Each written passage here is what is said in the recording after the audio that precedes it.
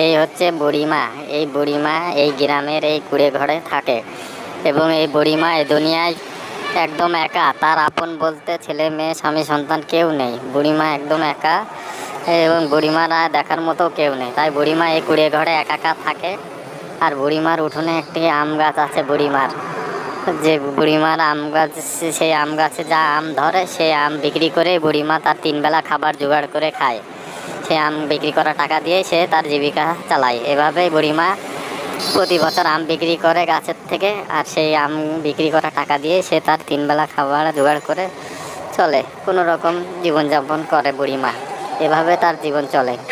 একদিন বুড়িমা দেখলো তার উঠোনে একটি পাখি এসে বসে চুপচাপ বসে আছে। বুড়িমা গিয়ে জিজ্ঞেস করলো, কী ব্যাপার, তুমি চুপচাপ বসে আছো, তোমার কি হয়েছে? তখন পাখিটি বললো, আমার খুব খিদে পেয়েছে, আমাকে একটু খেতে দেবে?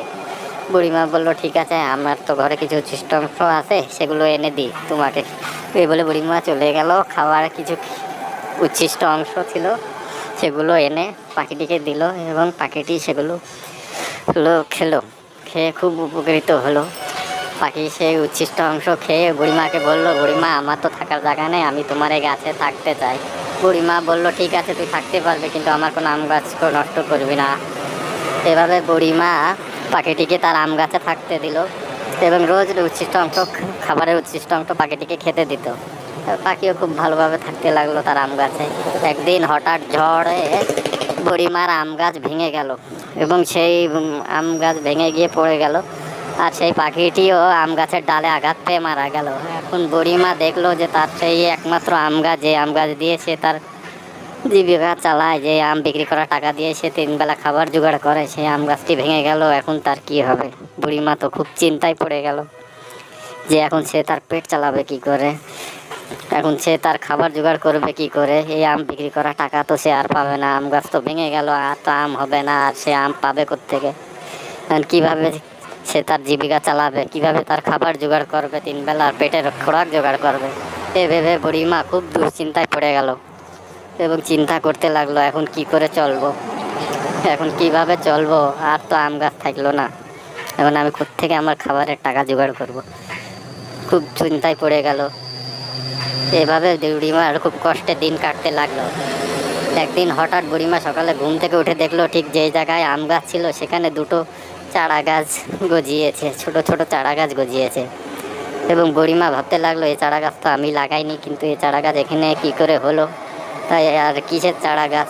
তাই বুড়িমা একটু আগিয়ে গিয়ে দেখলো যে আসলে এটা কিসের চারা গাছ, এবং গিয়ে দেখলো যে এটা তো ডালিম ফল গাছের চারা গাছ এবং ডালিম গাছের চারা।